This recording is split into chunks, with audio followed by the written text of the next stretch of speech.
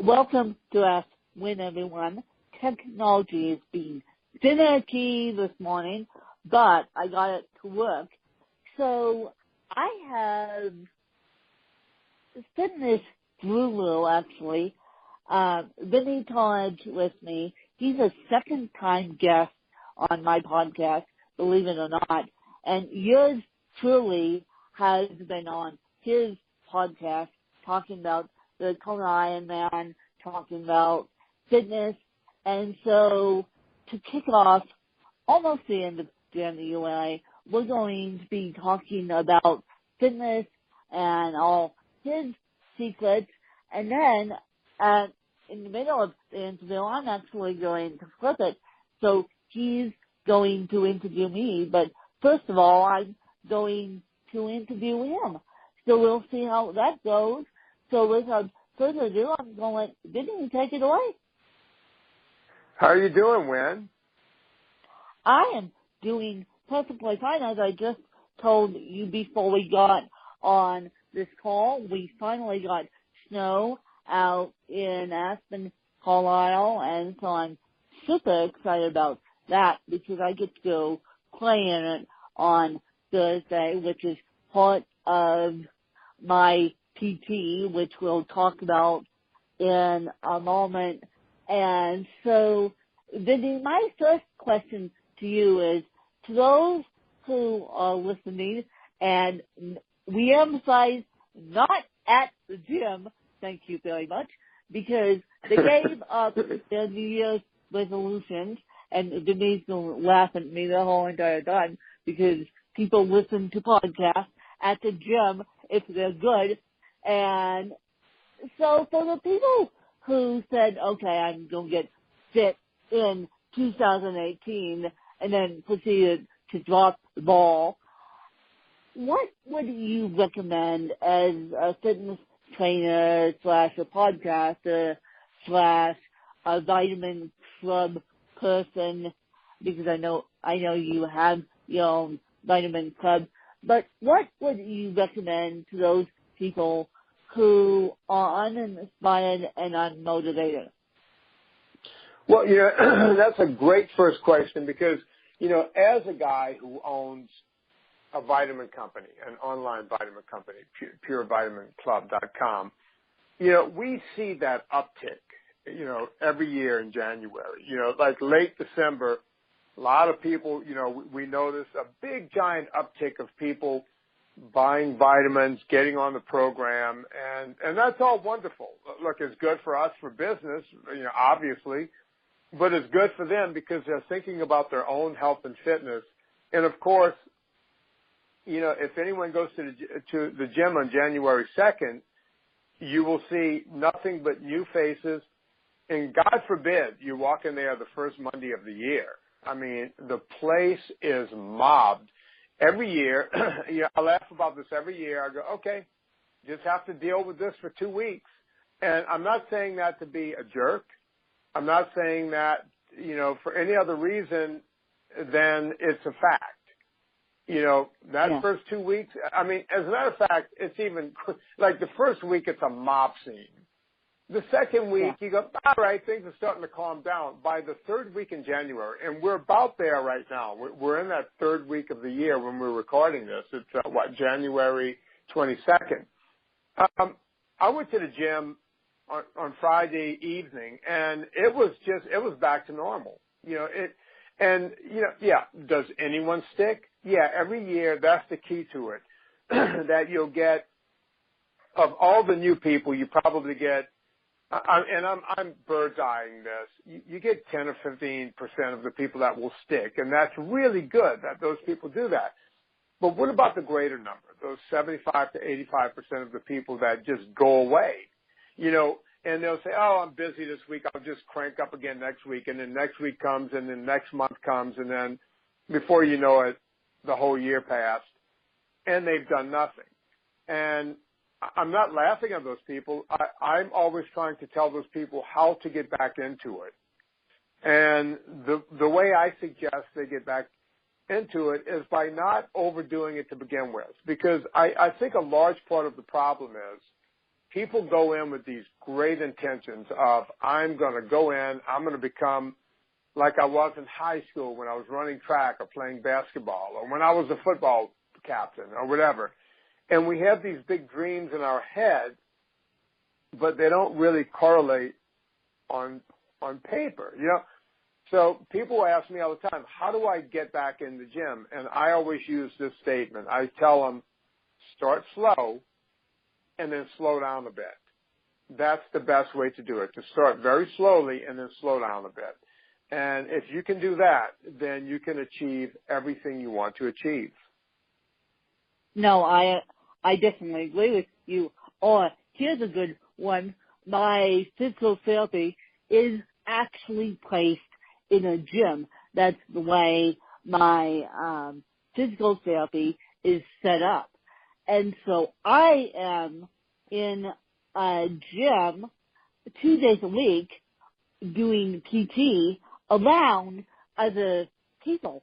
So if you can get that option for your physical therapy, and trust me, I'm used to going to a private clinic. I had never seen this model before in my life before I got involved with this program, which we talked about before. I'm lucky enough to be a bionic woman. Twice a week, working within the artificial intelligence of the exoskeleton. But I had never, until I got involved with this PT program. Now, granted, insurance doesn't cover this PT program. No, of course they don't. But I am willing to shell out a certain amount of money to be involved in this program. Not because it's cool technology, it's just because of where it's placed. I mean, I inspire other people. People inspire me, and I'm glad that I'm walking in a big giant exo, so they kind of have to move out of the way. But I had never seen that model, so I agree with you. Start slowly and then go down to your speed. Don't start running if your body can't handle it, because your body's never run in its life. Yeah, you have to, we all have these, we all hear that Rocky Balboa music in our head, and we want to be like, oh, I can do this, I'm not a wimp. And you're not being a wimp by starting slow, and I make that a point. By the way, Wynn, do you go to the Aspen Club? Which one do you go to over there? The Aspen Club is actually going through a huge remodel right now, and we don't know when it's going to get reopened. They're actually going through a lawsuit right now, believe it or not. So that's why I haven't been able to use the Aspen Club as much as I should. But I go out to the Snowmass Club, which is my program. Since the Aspen Club is getting remodeled, my program actually moved itself out to the Snowmass Club. Yeah, that's great because, I remember back in the day, back in the 80s, that club was state of the art. And I was wondering, a lot of tennis players would go there. Chrissy Evers would practice there. Martina Navratilova would practice there. Used to see all those ladies there getting ready. Yeah. Exactly. And it's finally getting redone. We just don't know when it's going to be reopened because of the lawsuit. And trust me, this is public knowledge, you guys. I mean, if you guys look at the Aspen Times online, you will see that this is public knowledge. But back in the 80s, back in the 90s, this club that Vinnie and I were talking about, called the Aspen Club, was state of the art at its time. So I can't wait to see what they end up doing with it, because this club was state of the art of its time, but at the same time, state of the art gets a little bit old. So, question is, Vinnie, what do you think? What's your take on all these fitness trackers, i.e., Fitbits, Apple Watches, Apple iPhones now, that can track your sleep, that can track your heart rate? Do you think they're a big, huge fad, or do you think they actually have useful information within them? That's an interesting question. I get tired of people looking at their wrist. It seems like it's funny. I was in my kayak yesterday at the beach, and it's funny you should even bring this question up because I was in my kayak at the beach, and I was near the shore, and I saw a mother. I'm guessing it was a mother because she was with a kid, so let's say it was a mother. Yeah. And and she and her kid was running a race. Like they go, all right, we're going to run from here to that marker down there. And I was watching as I was kayaking along, and the mom yelled, "Go!" and they took off. And while they were running, and the mom was kind of keeping up with the kid because obviously she could beat the kid, but she's like looking down at her phone the whole time, looking at the time and the phone and the whole thing. And I'm like, she's not enjoying that moment with her kid. It's all about trying to get the time or capture the moment, all things that won't matter to that kid. Yeah. So for that reason, I go, well, maybe a little too much with the electronics. But in other cases where people who have trouble getting motivated, like my motivation, when I was growing up, I'm 55. I was into sports and health and the whole thing. My motivation was simply just doing the do, just doing what you have to do to make it happen, right? So that was motivating enough. Now today, people need other motivations. They need other things coming in. They need to know what their heart rate was. And by the way, they don't need to know any of this stuff, but they feel like they do. They want to know what the heart rate is. How fast am I running? Exactly. How quickly am I getting there? It's not even about the heart rate monitors anymore. Heart rate monitors have been around since the 80s. I mean, people have these Garmin's with the, looking at the time and, how fast did I run that split and the whole thing. And they're not professional athletes. So none of this actually really matters, but somehow to them it matters. So I go back and forth on how I feel about the technology because in one case is getting people to move.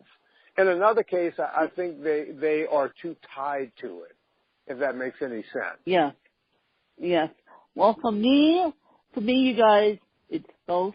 And it's getting me to move, and I am tied to the Apple ecosystem like this no tomorrow. And so, and for me, because of my CP, I like to take a certain amount of steps because sitting doesn't do anything for the body. It just makes you ultra fat. I'm sorry, but sitting doesn't do anything to the body. And so I believe that fitness trackers are good, but I also agree with Vinnie that we're tied to too much technology for our exercise. I mean, people barely walk, let alone go for runs, and that's the most simplest thing you can do. And just to add to that, a lot of people, when people started these walk 10,000, we used to average 10,000 steps a day, and then people, some scientists figured out people aren't moving that much anymore, and so it was really good. It was really good that, they started saying, hey, make sure you walk 10,000 steps a day because it reminds people to do something. And these trackers are very good at that. That's why I have a love-hate relationship with them. I wish people could do things more organically, but hey, this is kind of where we are in society. So we have to take the good with the bad. You know? Yes, we do. We do. And now I'm going to ask you to pick your favorite child question here. What has been your favorite episode of your podcast that you have done? Whether it be interviews or whether it be just the Monday episodes with Anna, but who's the crack-up and a half. You're putting on fine as a crack-up and a half. And so, what has been your favorite episode you have done, and what would be, where should my listeners start? I know you have like 9,000 episodes or something, and you're getting big download numbers, which you told me just start, don't worry about the download numbers. But where should my listeners start? Yeah, wow. It's funny. People ask me that all the time. What's your favorite, and I can make a case to say, well, those Friday shows, the ones we call the luminary shows, I like those because there's something to learn there, and I learn something every time because I get these incredible scientists and doctors who come on who I feel like I'm learning a lot from those, So to pick any particular one for me would be difficult because I couldn't just go, oh yeah, episode da-da-da with da-da-da. Like on those, like certain names come to mind, like Dr. Ron Rosedale. I went back and listened to that one twice. As a matter of fact, I took my 10 favorite podcasts from the Friday shows. We call them, and we put them on VinnieTortorich.com, and we call them the 10 for 10. So for $10, because all my podcasts are free, so you can go look through the 1,000 podcasts I've done and find these 10. Or for $10, you can just have these 10 forever, just sitting there for you, waiting for you, right? So, those are some of my favorites. But that's not to say that the Anna, my Anna episodes, where it's just me and Anna, hashing it out on Monday. That I don't know how much you listen to the podcast, but those Anna shows, I mean, we laugh a lot. We have a lot of fun with it. So, so when you say which ones are your favorites, man, that is really difficult for me to come up with a real answer. I feel like I'm lying if I gave you an answer, because there's so many of them in there. Does that make sense? Yes, that makes sense. I think, Vinnie, you have over 1,000 episodes. I mean, they're coming out every single day. I mean, it's like entrepreneur on fire gone reducing except for the exercise end of it. I mean, they're coming out every single day. I can barely do a 2-day-a-week show, let alone every single day. And of course, you batch record, so you might be doing back-to-back podcasts on one day and putting them out on different days. But I think the Monday episodes are pretty cool. I bad podcast fan for years. I haven't necessarily sat down and listened to all the medical science behind the Friday episodes, but it's amazing what you're doing in the podcast space, Vinnie. It truly is. And the fact that you have interviewed all these scientists about the human system is amazing. Yeah, I think, you mentioned John Lee Dumas. I don't think he does one every day. We put out 5 a week. He does 7 a week. But, when we think about, you think about the full-time job that, I think people think that we just kind of, put these things out and we're just sitting there. I'm sorry, my dogs are barking in the background and there's no way I can get them to stop. Oh, that's okay. we put up these shows and they take a lot of work and they take a lot of time and, but we enjoy doing it. And it becomes a big organization, from the beginning. We started off doing 3 and then it was 4 and now it's 5, and, and besides that, I do everyone else's part. Like right now I'm doing your show and I'll probably do 2 other people's shows today. And then, I gotta tape my own shows, because, every day that passes, you're chewing up more content, and I always say it's like having a gorilla that never gets fed, it's just constantly looking for more food. I love it. It's a gorilla that never gets fed. No, you're right. It's a gorilla that never gets fed. It's a monkey on your back that never gets satisfied. Yeah, and if I can complain a little bit, because I like to complain. I'll go ahead. A lot of times people will say to me, they'll go, "Oh yeah, you do that podcast, huh?" And I'll go, "Yeah," and they'll go, "Yeah, you're making that passive income, aren't you?" And I'm like, "How? What are you talking about?" Yeah. "Oh, right. you podcast guys, you're making passive income." And I'm like, "Okay." Oh yeah. Right. Yeah, I do make some income, but let's see. I'm working 16 hours a day, 6 days a week, and last night, which is Sunday when I usually try to take the day off, after I watched the football games, I was back working again, literally until about midnight. So if that's passive income, then I'm guilty.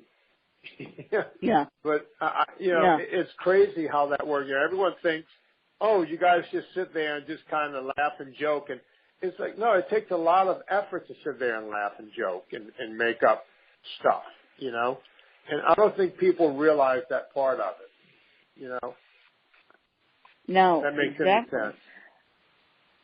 And so, where could people find you? I know your podcast is all in podcast players, and where can people get a hold of you, and especially if they want to get a hold of your vitamin company? Well, for me, the best place to go is to VinnieTortorich.com, because that, you can go there. It's still the simple WordPress, kind of blog site that it was on day one. We've never gone away from that. So you could go there, or, you could go to Apple iTunes, all, 1,000 shows are there, or 990, 80 something, or whatever it is. They're all there. Or, if you don't have iTunes, Stitcher or any of those things, the podcast goes across every, different type of, format. So I'm easy to find on the internet. And, we're putting up more and more, we're talking about putting up content. We're putting up more and more content over at YouTube now. Some of my podcasts are on YouTube. I'll do a video with it. There's also Pure Vitamin Club, my vitamin company. Now we have Pure Coffee Club, that's out there where you can get the world's finest coffee that, I literally came up with the roast myself. So it's all there. And, of course, there's still the book that started it all, Fitness Confidential, was the book I wrote that, lucky for me and for all of this, it became a runaway bestseller. And by the way, after 4.5 years, it still sells hugely, which is shocking to us that, people are still buying this book left, right, and center.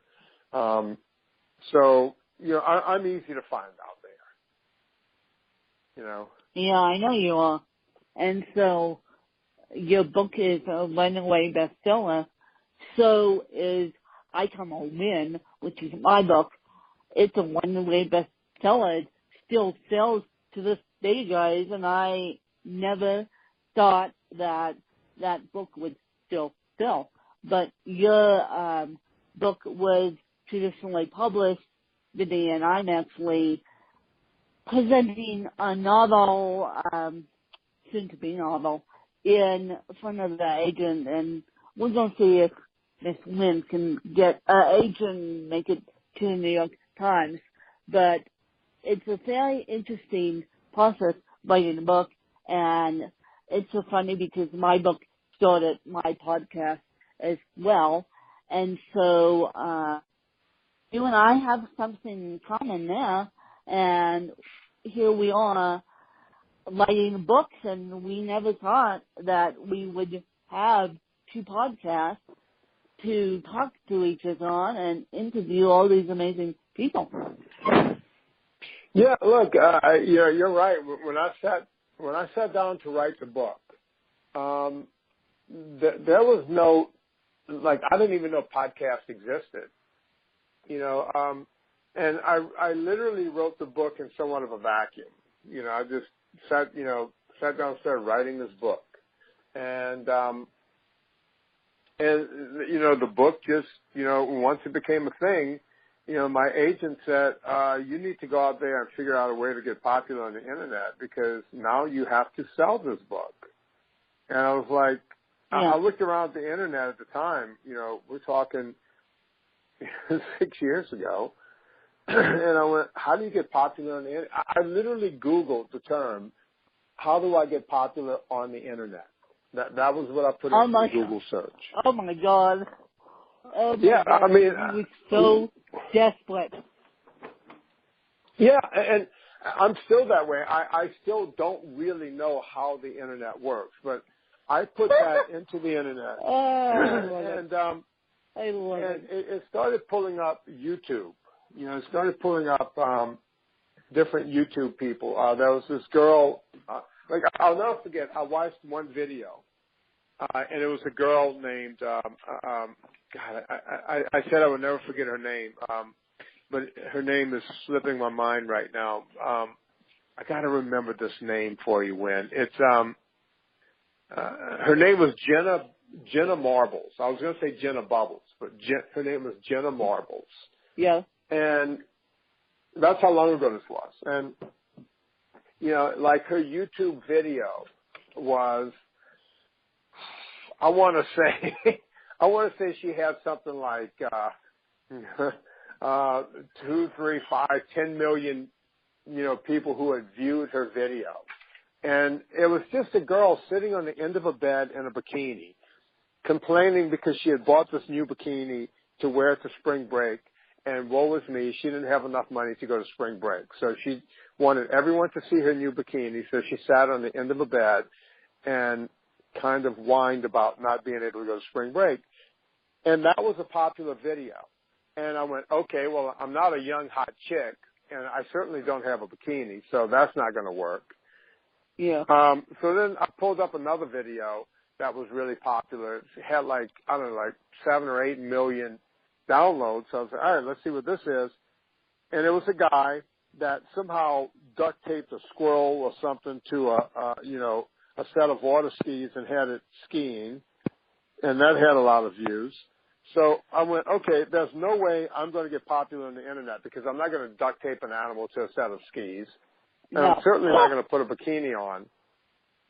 Even though seeing an old Italian guy in a chick's bikini might have been funny, that's not the kind of attention I wanted to get, No. No. So I figured I would never sell the book. I went, okay, my book will never sell. And I happened to be talking to one of my nephews down in Louisiana. And I was telling him, he was saying, hey, I heard you wrote a book and the whole thing. And I said, yeah, but there's no way, it's not going to do well because, I told him about what I just told you. And he said to me, you should do a podcast. And I literally said to him, I never heard that term before. It's like, what's a podcast? And he goes, it's a radio show on the internet. And I had a radio show years ago when I was living in New Orleans, Louisiana. I had a pretty popular radio show down there. He goes, you would be perfect for this. You already know how to broadcast. Most people doing podcasts don't really know how to broadcast. And so I looked into it, and between him telling me that and me starting a podcast was exactly 1 week. And to this day, I still don't know how to turn the equipment on.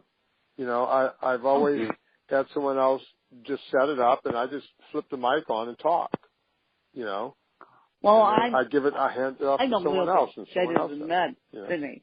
But I do hand my scheduling off to my assistant here, because scheduling and doing a podcast show is way too much for one person. And so, yeah, that's my story.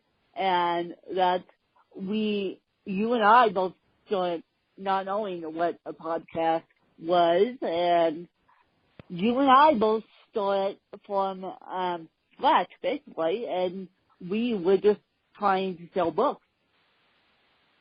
Yeah. Oh, and by the way, I don't want to make it sound like I hand everything off. I do all the scheduling. As you know, when your people call me, they're talking to me directly. They're scheduling. I do all that myself because that's what I'm good at. I'm a people person. I'm good at dealing with people and figuring that part out. The part I'm not good at is I don't know how the computer really works. I come from a different world. I come from a nerdy world of, how the body works, not how a computer works, So, yeah, but I do a lot of that myself. Yes, and I come from the world of a family computer, literally a family computer. I remember AOL in 96, and I remember sitting in front of a family computer. Now we have these kids on iPhones and tablets and anything else. But granted, I'm the older millennial that you guys think I'm technology savvy, and granted I am. But I feel like I still come from the generation with the family computer. Yeah. Yeah, and, it's funny how, someone like you have, you're able to, even with your limitations, you're able to to sit there and, type out, do whatever you do, get a book out there and put the book out and do well with it and figure out a podcast. I think both you and me are examples of you don't have to be a rocket scientist to be able to do this stuff, You're going to make my day. You're going to make my day because I can do it. But I'm the older millennial, as I said, who doesn't know what innards of a computer actually look like. I struggle with functioning just on a daily basis. I struggle with pushing buttons on a daily basis. But despite my limitations, I'm doing it. But I am from the generation with the family computer. So before I let you go, Vinnie, I know you have a couple questions you want to ask me, so go ahead. Yeah, first off, I'm always curious because you're one of those people, you never look old. How old are you first, if you don't mind me asking? I am 30. I am 30, and I appreciate the compliment of I look about 16, yes, and this was, I actually look about 16. If people didn't know my age, they would think I was still 16. They would, when I was 18, they thought that I was 16. Yeah, you're one of those ageless people. That's why I look at you and go, I don't know if she's 19 or 40. But because when I talk to you, you're very, when you speak to you, obviously there's some age to you, right? Because you don't get this mature overnight. And then the other side is, but she looks like she's 12. So I'm always interested in your age. Yeah, we know you're 30. a lot of people think that I'm actually younger than I actually am because of the way I look. I mean, I always got told that when you look about 16, when you don't look 30. And that's the God honest truth. I mean, I'm so skinny, it's not even funny. And although I'm not scary skinny, and thank God, that's because I eat really healthy. I have no dietary restrictions whatsoever, surprise, surprise. And no, I don't take medications for cerebral palsy whatsoever. The only medication I'm on, because I have to be on it, is vitamin D, because in Colorado you don't get enough vitamin D, so I'm taking the vitamin D. But if you consider that a medication, then yes, I'm taking medications, but so many people consider that a vitamin, that I'm only taking vitamins only because I have to. Yeah. A lot of people are lacking in vitamin D. You know, it goes back to what we were saying earlier. People are just sitting around with these iPads and everything. Yeah. No one's getting out getting sun. So it's important to get D. You live in one of my favorite places in the whole world, Aspen, Colorado. Yes. And you have cerebral palsy. You have CP. Yes. You live in a place where, I used to spend summer times in Aspen. There used to be, I don't know if the house is still there. Everything gets knocked down, but there used to be this little kind of gingerbread house right behind the Aspen Club, right down the Ute Road, where Ute Road would become a dirt road, like a gravel road. And it was this house. Is that house still there?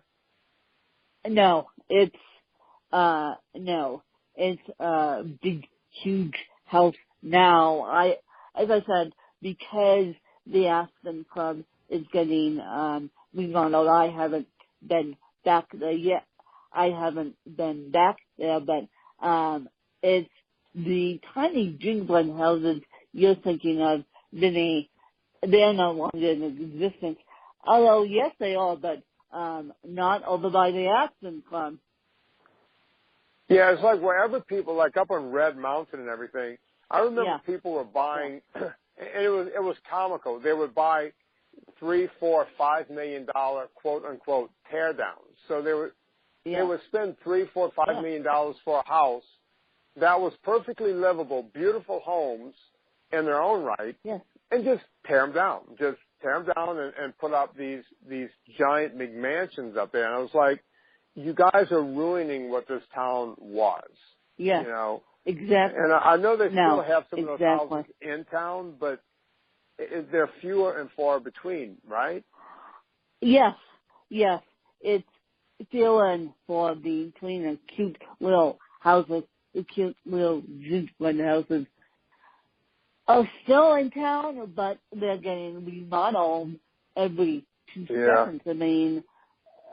I mean, these historic houses are getting remodeled every 2 seconds. So it's not like you see the cute little gingerbread houses. And for those of you that don't know, Aspen was famous for silver mining. I almost said gold mining, but we're not. Aspen was famous for silver mines. And so you can still see evidence of silver mines up on Aspen Mountain, but those cute little gingerbread houses that the miners lived in are no longer in existence. They're turning into mini mega mansions, and don't get me started. I can't believe that. You know, it's funny how they let money do that. I want to get into you a little bit because I could sit and talk about real estate in Aspen all day long. When I had you on my show, we were talking about, we mentioned it a little bit at the beginning of this show, the exoskeleton, that, you've been able to use one of those, right? Or do you own one? How does that work? Okay. Inside secret here with a personal trainer. The exoskeleton is only approved for physical therapy in the environment. my program is set up in smack dab in the middle of the gym. And so, it's only approved for physical therapy environment. It's not approved by the FDA yet, which I'm hoping with medical technology, the way artificial intelligence is changing itself, I'm hoping that one day the exoskeleton will get small enough to have it inside home.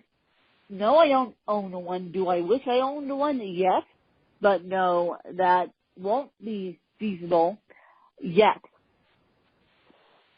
Okay, so CP comes in all shapes, forms, and sizes. Tell us about the severity of yours. What are your limitations physically? Are you bound to a wheelchair whenever you're not using an exoskeleton? Can you use like parallel bars to walk? Tell me where you are with your physical limitations. My CP has gotten better. Thank you, Mr. Exoskeleton. My CP is moderate to severe. I am one of the lucky ones. I consider it moderate. I don't consider it, like I don't have a CP. I don't consider it mild, but I don't consider it CP. I don't consider it severe either. So I consider it moderate. I walk on a daily basis, and that's only because I lost my capability to walk when they did a spinal fusion in 2006, and I am the youngest person to survive propofol and fusion syndrome, which means your body gets acidic and turns on the anesthesia, and then my spine goes dead for 20 minutes, which I wasn't told about. I was told about the only propofol and fusion syndrome. I had nerve damage, which is gone now, thank you very much, because of Mr. Exoskeleton, but I had nerve damage from the operation for about a good 2 years. Wow, interesting. So, you live, in paradise when it comes to sports. I mean, I learned to ski in Aspen. I learned to snow ski there back when I lived in New Orleans, because I had a friend that had a house there. They still have a house there. In the summertime, I would take my mountain bike and my road bike out there to train for races because, you're not going to get a better environment for training back in the day. No. And all this kind of stuff. And so still so many altitudes, so many athletes come up here for all those Boulder for training. When I was doing the Kona Ironman and training for that, yes, I did the Kona Ironman, and I had the advantage because I was already at 80,000 feet, so living at 80,000 feet. So I had the advantage, me being disabled, me doing the Kona Ironman, because I didn't have to uproot my life. So a lot of athletes come up here to train because not only is it beautiful, it improves their lung quality when they do the final mountain bike race, or when they do the Ironman, or when they just do road bike race, whatever may have you. So a lot of athletes come up here to train. Right. So that was going to be my next question about living in a land of training. And I knew you had done the Ironman. Now, with your physical limitations, what does an Ironman look like for you? Because obviously, you can't run the marathon by yourself. It would be way too difficult. You would still be running it right now. How does it all work for you to do the Ironman? Tell us what that looks like, the swim, the bike, the run. What does that look like for you? Well, let me put it to you this way, and then we'll close out this interview with a little inspiration here. The swim, bike, and run, when it came to the Kona Ironman, I say, myself and my teammate weren't able to do we were able to do the swim, we were able to do the bike, but we got pulled off the bike course due to the way my teammate unfortunately set me up in this bike. In the bike situation, I was trapped behind her bike, literally trapped behind her bike, because I could not move my legs, which made for painful 8 hours. Painful 8 hours. Thank you very much. And that's the first time I ever admitted it. It made some miserable 8 hours. And so, and for those of you who have done the Kona Ironman, you know that the bike up to Hobby is staring in lava rocks for 8 hours. And I remember my teammate saying to me, this is hard, negative Nancy. And I'm thinking, no shit, it's hard. You don't have my body weight to help you. You set us up for disaster. And I believe if she gave me the pedals, I would believe I would have been a Kona Ironman champion. Is it something you would try again? Yeah, it's something I would try again without the negative Nancy teammate here, because as I said on your podcast, and as you said to me several times, triathletes are so self-centered that they don't care about anything else. They care about money, they care about wins, they care about training, basically. Yeah, there's a lot of narcissism in that sport, and No, you know, yeah, I would like to see you find the right. Yeah, I'd like to see you find the right partner and give it another shot. Yeah, you know. Yeah, give it another shot. I would love to give it. I would actually love to give it another shot. And be careful what I say.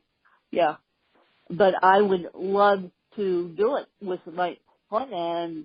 And now all the people that I did it with are either two of them died. One of them had a brain tumor and died. And then one of the two of them died. One of them didn't even make it to the Kona Ironman. She died before doing the Kona Ironman. One of them had back problems, knee problems right now out in LA. And then another one got off the triathlete circuit because he has 6 kids or something like that, how he got on the athlete circuit. And of course, my teammate is too busy to be training, and of course, the body gets older, and so she doesn't want to do it anymore. But she, we tried, and there was supposed to be a book about it. I asked my teammate, can I write this book? She said no way, because she wanted to win a race. And I'm like, nope, that's not happening with you, because triathletes are so narcissistic. So if I got the opportunity, it would have to be with a different teammate, and I would have to take a year off from my job, and a year off from this podcast, and a year off from writing books to physically train my body to get back into triathlete shape again, honestly. Yeah. So let's make this your final question. Tell me about your job. What do you do for a living? and how does that all work?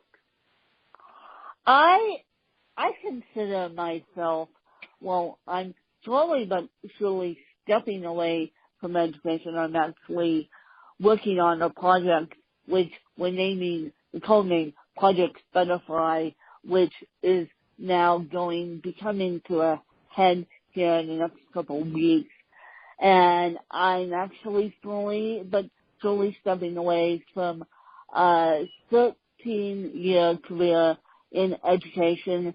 And yeah, believe it or not, but I consider myself a full-time author and a full-time soon-to-be journalist. I'm getting a degree in fashion journalism out of the Academy of Arts in San Francisco, all online. Oh, good. Well, I love hearing that, and I love that you have so much energy and you're doing so many things. That's all great. So, yes. More power to you, and keep doing it. Thank you. I appreciate that. And my final PSA and Vinnie's final PSA is for those of you who are listening at the gym, good going to be listening at the gym. For those of you who are getting up and off the couch to listen to this podcast, walk out the door. Walk out the door. That's the easiest thing you can do. Walk. Go for a walk. And I don't care. I am going to walk in the EXO as soon as I hang up this interview. And so go for a walk, people. Go for a walk. Vinnie and I don't want to see any more couch potatoes on their couches listening to this podcast. Go for a walk. Well, you know what, Wynn? You just inspired me. I have I'm doing one podcast right after this. As soon as I click that mic off, I'm going for a run. I'm going to take it one step and I'm going to take a little run. You're going to go for a walk. Go for a run. I don't care. Just don't be a couch potato. We don't need more couch potatoes than we already have. And Vinnie and I will talk about this round 3, obesity in kids. We didn't get a chance to talk about it today. But yes, Vinnie has a lot of experience with that. And so maybe the next time we have a round 3 of this podcast, we can talk about obesity in kids, because obesity in kids is one of the saddest things. So I want you guys, when you hear this podcast, to at least be up and moving. And you guys will hear this podcast tomorrow, which is Tuesday. And so I hope you guys enjoyed this episode with Vinnie, and just go for a walk and get out there and get exercise. Absolutely. And I think Vinnie would agree with me to go for a walk and just get exercise. And I appreciate Vinnie's time, and I hope you guys enjoyed another episode of Ask Wynn. Thanks to you guys.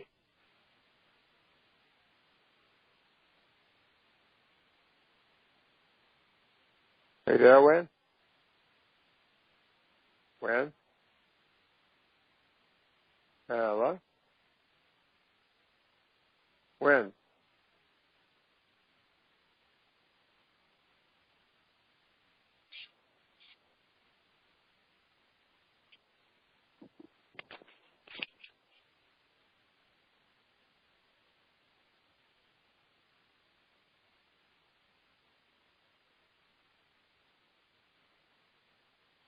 Wynn, are you there?